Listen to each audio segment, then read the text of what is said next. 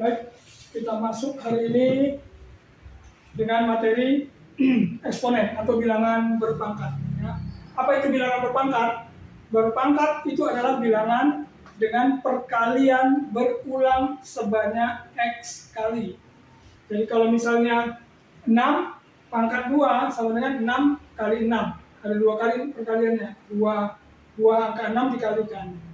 Kalau X 6 pangkat 3 berarti 6 nya ada 3 dikalikan. Jadi 6 kali 6 kali 6 gitu ya. Jadi pangkat itu menunjukkan jumlah angka 6-nya ada berapa. Nah, filosofinya gini. Logikanya, jika kita lihat contoh ya, pada sebungkus ada sebungkus isinya 6 permen. Kalau dalam satu bungkus ada 6 permen, maka berapa jumlah permen dalam 6 bungkus? Kalau satu bungkus 6, kalau ada 6 bungkus berarti jumlahnya adalah 6 bungkus dikali masing-masingnya 6 permen sama dengan 6 dikali 6, maka sama dengan 36 ya. Maka 6 dikali 6 ini ada 2 angka 6 yang dikalikan, maka dia disebut 6 pangkat 2. Kemudian contoh kedua, setelah tadi berarti satu bungkus isinya 6 permen. Nah, jika bungkusan-bungkusan itu juga dimasukkan ke dalam satu kardus, ya, di mana satu kardus isinya 6 bungkus. Masing-masing bungkus tadi isinya 6 permen. Berapa jumlah permen dalam 6 kardus? 6 kardus. Berarti dalam 6 kardus itu ada 6 kardus sama dengan 6 kardus.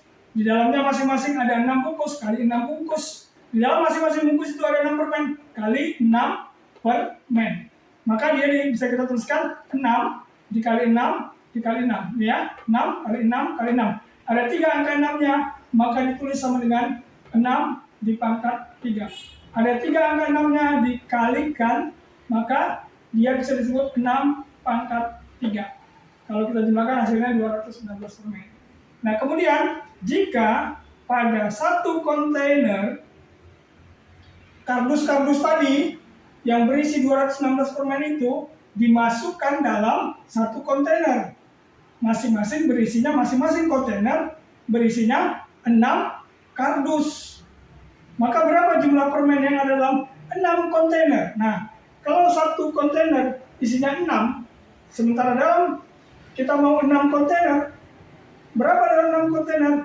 Maka kita tinggal kalikan 6 kontainer kali masing-masing di dalam kontainernya ada 6 kardus. Dan masing-masing kardus ini ada 6 bungkus.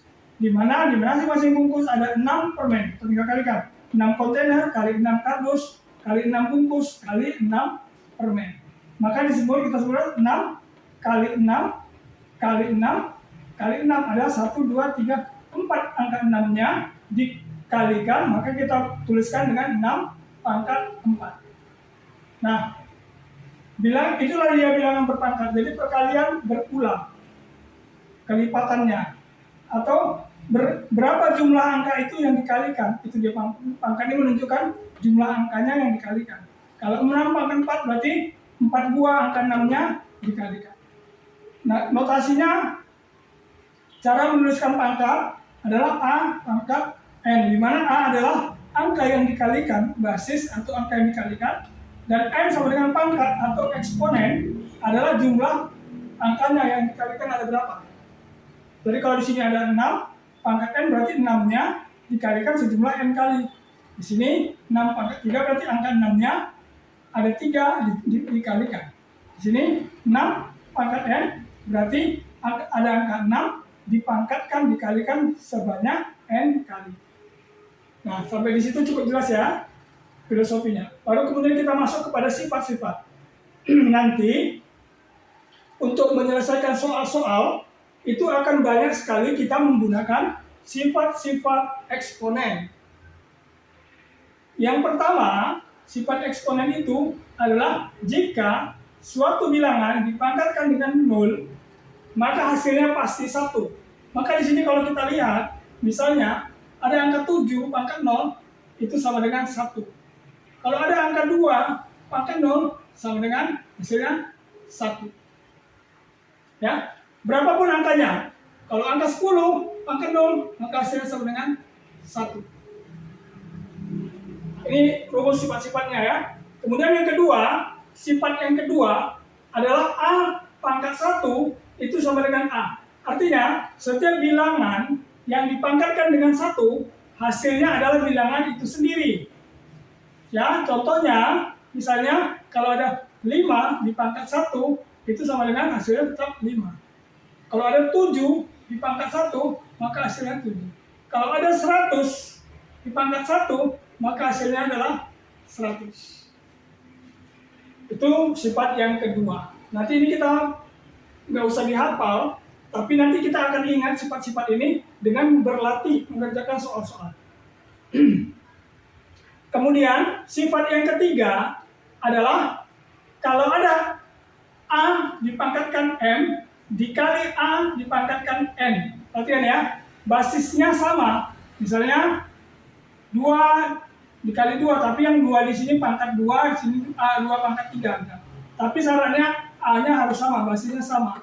Maka kita tinggal jumlahkan pangkatnya. A pangkat M tambah N. Contohnya 2 pangkat 3 dikali 3 dikali 2 pangkat 5. Maka ini hasilnya sama dengan 2 pangkat 3 ditambah 5 sama dengan 2 pangkat 8. Ya. Sifat yang keempat, kalau ada pembagian bilangan basisnya sama, pangkatnya berbeda, maka pangkatnya dikurangi. Contohnya misalnya 2 pangkat 5 per 2 pangkat 3. Maka kita bisa tuliskan 2 pangkat 5 dikurang 3 sama dengan 2 pangkat 2. Ya, baru yang kelima, sifat yang kelima, kalau ada A pangkat M dipangkatkan lagi dengan N, maka itu sama dengan pangkatnya dikalikan. Contohnya misalnya gini, ada 2 pangkat 5 pangkat 2. Maka ini sama dengan 2 pangkat 5 dikali 2 sama dengan 2 pangkat 10. Ya, baru sifat yang keenam, kalau ada bilangan yang berbeda, pangkatnya juga berbeda, tapi dioperasikan secara perkalian, kemudian operasi ini dipangkatkan dengan P, maka masing-masingnya dikalikan, pangkatnya dikalikan dengan P. Contohnya, misalnya 2 pangkat 3 dikali 3 pangkat 4 pangkat 2. Maka ini sama dengan 2 pangkat 3 dikali 2 kali 3 dipangkat 4 kali 2. Ya, di sini berarti sama dengan 2 pangkat 6 dikali 3 pangkat 8. Nah, yang ketiga, yang ketujuh, kalau ada pembagian sama seperti ini, tapi pembagian kemudian dipangkatkan, maka hasilnya pangkatnya dikurangin, masing-masing dikalikan, masing-masing bilangan basis ini pangkatnya dikalikan. Contohnya misalnya 2 pangkat 3 per 3 pangkat 4 pangkat 2. Maka ini sama dengan 2-nya, kita buat 2 pangkatnya 3 dikali 2 per 3-nya pangkat 4 dikali 2. 4 dikali 2 sama dengan 2-nya pangkat 6 per 3-nya pangkat 8. Nah, sifat yang ke-8, kalau ada A pangkatnya negatif, A pangkat negatif M, maka itu sama dengan seper A pangkat M. Contohnya misalnya 3 pangkat negatif 2 itu sama dengan seper 3 pangkat 2. Atau kalau dikerjakan sama seper 9 ya, seper 9. Baik, kita lanjut ke sifat yang ke-9. Kalau ada A pangkat M per N, itu maka sama dengan dia adalah akar dari akar pangkat N dari A pangkat M. Nanti kita bicara akar itu kebalikan dari eksponen ya, pangkat. Kalau dulu kita bicara mungkin di sebelumnya, kita sudah pernah belajar akar tapi akar kuadrat. Akar kuadrat itu berarti akar pangkat 2. Tanpa ditulis, dia adalah di sini 2. Ya, kalau ditulis berarti ada jumlahnya. Contohnya, misalnya 3 pangkat 1/2 atau pangkat supaya bisa ini ya, 5 pangkat 2/3 sama dengan akar pangkat 3 dari 5 pangkat 2. Gitu ya. Lalu yang ke-10, A per B pangkat negatif N itu sama dengan pangkatnya dijadikan positif, B-nya ini dibalik ya, jadi B per A. Contohnya misalnya 2/5 pangkat negatif 2, maka ini sama saja dengan 5/2 pangkat 2. Nanti berlaku yang di sini. Ya, yang di sini ya. Nah, tinggal bisa kemari. Nanti sama dengan itu. Ya. Baru sifat yang ke-11, 1/A pangkat negatif N. Kalau ada 1/A pangkat negatif N, itu sama dengan A pangkat N. Contohnya misalnya, 1/5 pangkat negatif 2, itu sama dengan 5 pangkat 2. Yang 12, sifat ke-12 ini sebenarnya bentuk akar ya. Persamaannya bentuk akar. Misalnya, akar pangkat 2 dari akar pangkat 3 dari 5 pangkat 4 misalnya. Maka itu sama saja sama dengan N dikali N, 3 dikali 2. Akar dari 3 dikali 2 kali